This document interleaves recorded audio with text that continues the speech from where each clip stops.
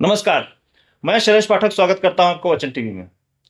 America और Iran का रिश्ता ऐसा रिश्ता जिसमें दो पड़ोसी देश जो हैं या फिर दो पड़ोसी आपस में व्हाट्सएप ग्रुप बनाते हैं और हर रोज जो है फाइनल वार्निंग भेजते हैं और उस फाइनल वार्निंग के बाद हर शाम को जो है एक टेक केयर का मैसेज भी डाल देते हैं कि ध्यान रखिएगा अपना।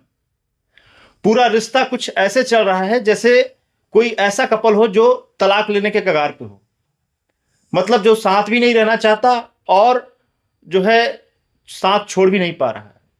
अमेरिका कहता है ईरान से कि भाई कुछ भी करिए लेकिन न्यूक्लियर प्रोग्राम बंद कर दीजिए। ईरान कहता है ठीक है हम न्यूक्लियर प्रोग्राम बंद कर देंगे लेकिन आप पहले सैंक्शन हटाइए। दोनों में अविश्वास जो है पराकाष्ठा पे है। अमेरिका कहता है पहले भरोसा दिखाइए, ईरान कहता है हमारा भरोसा तो 1953 से ही टूट चुका है। आप जब इजराइल को सामने लेकर आए हैं, इजराइल को जब स्थापित किए हैं, तब से ही हमारा जो है भरोसा आपसे खत्म हो गया है। असल में सच में देखा जाए तो ये जो रिलेशनशिप है, ये रिलेशनशिप एक टॉक्सिक एक्स कपल की तरह है। एक्स कपल मतलब जो एक तरफ तो ब्रेकअप करने के कगार पे हैं, वो कहते हैं कि नहीं मुझे ब्रेकअप करना है और करना भी नहीं चाहते, मतलब करना भी है और करना भी नहीं चाहते, दूसरी तरफ ट्रस्ट भी नहीं है। ठीक वैसे ही 2026 में अमेरिका और ईरान का जो ये रिलेशनशिप है वो पूरी तरह सिनेमैटिक हो चुका है। बॉलीवुड की एक स्टोरी जैसे चल रही हो, कभी अचानक सीज फायर हो जाएगा, कभी एयर स्ट्राइक होने लगता है, कभी फिर उसके बाद न्यूक्लियर टॉक होता है जिसमें होता है कि नहीं आप जो है अपना न्यूक्लियर वो सारा कुछ बंद कर देंगे। फिर अचानक जो है हॉर्मुज बंद करने की धमकी दी जाती है। अचानक अमेरिका की तरफ से दुनिया का सबसे बड़ा बम फेंकने की धमकी दी जाती है। पूरा का पूरा मिडिल ईस्ट जो है वो एक वेब सीरीज बन चुका है जिसका हर एपिसोड जो है वो सस्पेंस से भरा पड़ा है। सबसे मजेदार चीज इसमें सबसे मजेदार चीज यह है कि दोनों देशों की जो डिप्लोमेसी जब चलती है तो पब्लिक के सामने कुछ और बैकग्राउंड में कुछ और। पब्लिक में ये कहते हैं कि हम कभी झुकेंगे नहीं, कभी एक दूसरे के सामने झुकने वाले नहीं हैं, और बैकग्राउंड चैनल में रात को 2 बजे के बाद फोन करेंगे। तो अमेरिका कहेगा कि भाई कुछ भी करिए लेकिन प्लीज ऑयल मार्केट को डिस्टर्ब मत करिए। तो ईरान कहेगा ठीक है हम ऑयल मार्केट को डिस्टर्ब नहीं करेंगे लेकिन आप जो है एयर स्ट्राइक मत करिए। और इन सब के बीच जो पीस रहे हैं, जो देश पीस रहे हैं, इंडिया जैसे देश, वो कहते हैं कुछ भी हो लेकिन तेल को सस्ता बनाए रखिए, तेल का जो है रास्ता साफ रखिए। यूरोप कहता है कुछ भी हो जाए लेकिन प्लीज एक स्टेबिलिटी बनाए रखिए, रीजन में स्टेबिलिटी होनी चाहिए। और गल्फ कंट्री, उनका हालत तो कुछ और ही है, मतलब बेगानी शादी अब्दुल्ला दीवाना। वो कहता है कि हम क्यों मार खा रहे हैं, हमें क्यों मार रहे हैं, चाहे कतर हो, चाहे यूएई हो, चाहे सऊदिया हो, वो कहते हैं हमारे ऊपर बम क्यों फेंका जा रहा है। अमेरिका की पॉलिसी है डेमोक्रेसी, सैंक्शन और एयरक्राफ्ट, ये अमेरिका पॉलिसी लेके चल रहा है। दूसरी तरफ ईरान जो है वो मिसाइल चल रहा है, प्रॉक्सी वॉर लेके चल रहा है, और उसके बाद ड्रामेटिक जो है एक रिलेशनशिप का, ये सब सारी स्ट्रेटजी लेके चल रहे हैं। दोनों जो है वार्निंग देने के लिए एकदम कॉमन हॉबी हो गया है। कभी ईरान का जनरल आके वार्निंग देता है तो कभी ट्रम्प जो है कुछ भी आके लिख देते हैं।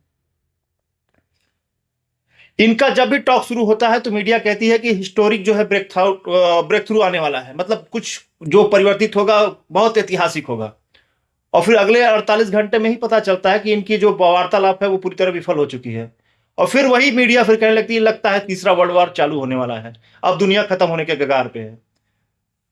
गजब का माहौल चल रहा है इस समय।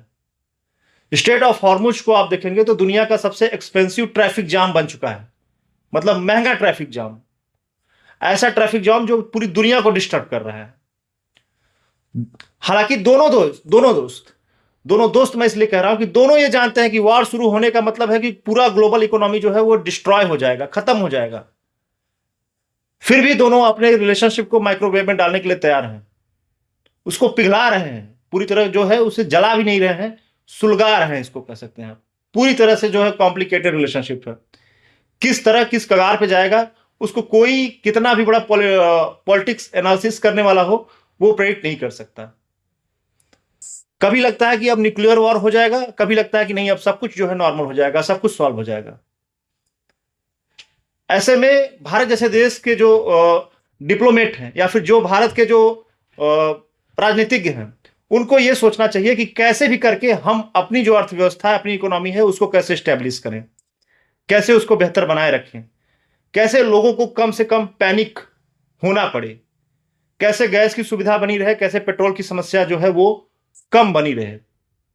हालांकि रेट जो है वो दिन ब दिन बढ़ रहे हैं, अब धीरे धीरे भारत भी पैनिक हो रहा है, क्योंकि हर किसी की एक सीमाएं हैं। लेकिन इसमें भारत के जो है सरकार, भारत की व्यवस्था, भारत की सत्ता की भी कमी है। कमी यह है कि जब 1 साल पहले आप ये देख चुके थे कि ईरान और अमेरिका का क्या रिलेशनशिप है, फिर आपने जो है तैयारी क्यों नहीं की? आपके पास पूरा 1 साल का समय था, आप अच्छा खासा तैयारी कर सकते थे, आप अपने आप को जो है स्टेबल रख सकते थे। लेकिन आप 2 महीने 3 महीने स्टेबल होने के बाद अब डगमगा रहे हैं। और ये डगमगाहट, ये लड़खड़ाहट कहीं आपको गिरा न दे, ये बाद की बात है। इसको बाद में हम देख सकते हैं कि क्या वास्तव में ये डगमगाहट जो है वो सरकार गिरा देगी, या फिर सरकार जो है इससे और मजबूत बनकर सामने आएगी। आज का हमारा आपका वीडियो यहीं तक। अगला फिर कोई ऐसा ही वीडियो लेकर आएंगे। तब तक के लिए नमस्कार, जय हिंद, जय भारत। चैनल को सब्सक्राइब जरूर करिए, वीडियो को लाइक करिए और वीडियो पे जाके अपने व्यू दीजिए, अपने कमेंट दीजिए। धन्यवाद, नमस्कार।